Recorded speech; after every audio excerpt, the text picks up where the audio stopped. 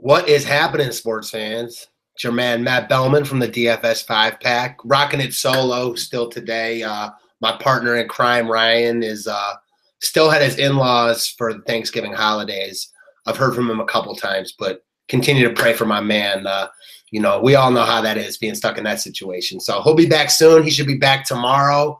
Actually, tonight, I think, back in time for the NFL write-up for you members. For you non-members, sign up right now. There's no better time than at the present moment. The DFS5pack.com. We're pumping out winners on a daily basis. We had another good night last night. It was a weird night. A lot of the popular players were fine. They didn't crush it. In my single entry tournament, Lamb was 75% owned. Hardaway Jr. was popular. Collins was 65% owned. All those guys were fine. I ended up doubling my money there because I used Westbrook over Steph Curry. Curry was insanely popular and for good reason. I just wanted to be a little bit different. I really like the way Westbrook's been playing. I mentioned that in my write-up that I really liked Westbrook. He balled out again, 65 plus for the third game in a row. So he won me my money. The 5-pack was fine. Dwight Howard was really good again.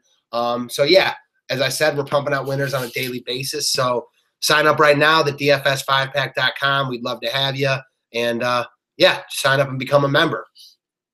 Looking ahead to tonight, I'm going to screen share with you guys. We got another nice 10-game slate.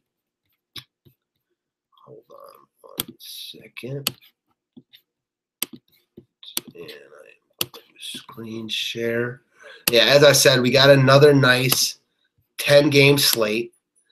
A lot of pieces we can look at. As always, I'm gonna run through it like we do and talk about 5 guys. Obviously, these aren't the only 5 guys you want to look at, but I think these are 5 guys that you can definitely give a look in most formats tonight. So starting at the top, TJ McConnell, he's gonna be chalk, and he should be. He's just in a premier spot with no Ben Simmons tonight, starting against an Orlando team that was down 70 at half yesterday. They're playing horrible right now. I think it's 7 losses in a row. I expect Philly to make that 8 tonight. And McConnell at 4K starting tonight is just in a really, really good spot. If we pull up his game logs, we can see that for his price, he's been fine, especially, that Portland game. He threw up almost 30, and we saw earlier in the year he had a couple of big games. With no Simmons here, McConnell should eat. He should be able to feed Embiid a ton.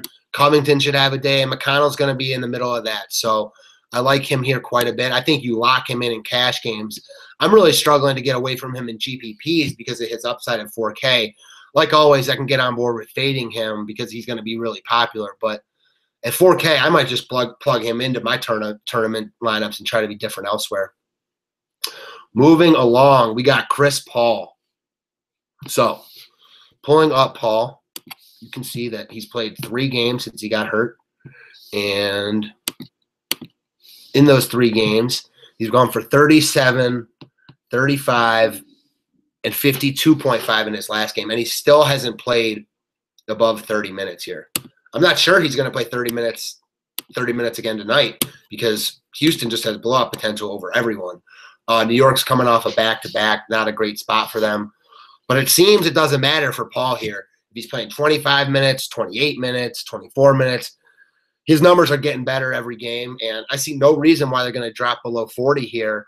The Knicks should be, I guess, decently competitive. We'd hope so. And even if not, we've seen what he's done in a 30-point game and a 22-point game and another 30-point game. I mean, they haven't even played a close game since he's been back, and he's put up 35-plus every game. So those numbers are only going to get better when they play teams that keep it close with them. If the other team gets hot, I mean, that's really all it takes. It's hard to keep up with Houston, no doubt about it. But on any given night, a team can get hot. You've got the likes of Tim Hardaway Jr., Porzingis, etc. If they can stay in this game, I think Paul could easily get 50-plus here again. And if they don't, I think Paul is still going to get 35 because they're still trying to work out Paul with his offense. So they're running with him in there. They're trying to get him the ball. They're trying to get him acclimated with Harden. They're trying to get his numbers up. I don't see Paul dropping below what he's done so far since he's been back. And I do think the upside is there if the Knicks can keep it close. Moving ahead, Norman Powell. Oh, Norman, I never thought I'd go back to you, but I don't mind you here. first off, we like targeting wing players against Atlanta. They are just bad at stopping guards. They actually played well last night. New York got off to a really fast start, and then they kind of pooped the bed. But Powell here, in the 2 games since he's been back, he's dropped 21 and 25 at his salary of 3.9K.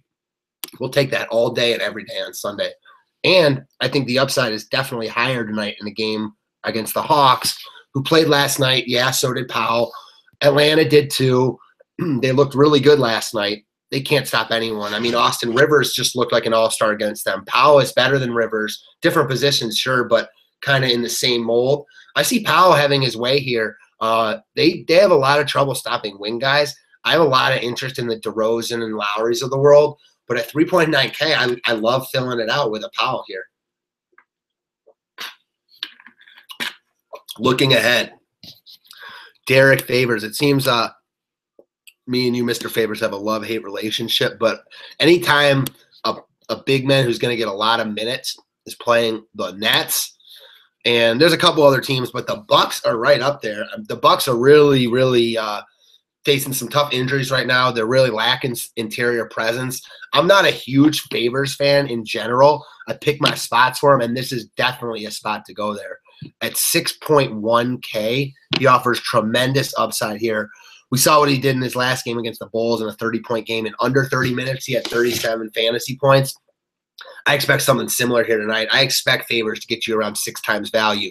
He's not really the type of guy that very rarely will he get you like, the 50-plus. All things need to be clicking on all cylinders there. But he is the type of guy with his rebounding prowess that can get you a 35 relatively easily for how his game translates.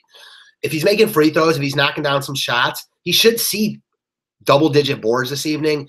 And really, what's not to like about him in a matchup here with the Bucks, who couldn't stop me if I was inside?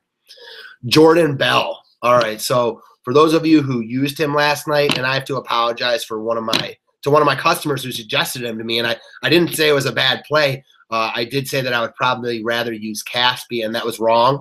It wasn't dramatically wrong, but at 3K, Bell really balled out last night. And I don't expect Durant to play today. If Draymond Green is also out, then Bell is a must-play in cash, and I am going to have a hard time getting away from him in tournaments also, just because of what he did last night, given the opportunity. I'm pulling him up and trying to find him here.